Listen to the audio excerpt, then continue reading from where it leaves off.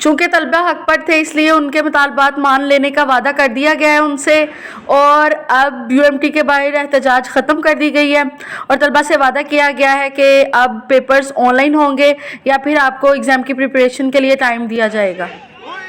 مختلف چینلز کے نمائندے بھی وہاں پر پہنچ چکے تھے اور بھرپور احتجاج کے بعد ادارہ طلبہ کے مطالبات ماننے پر مجبور ہو گیا۔ جا رہا ہے کیمپس ایگزام دینے کے لیے۔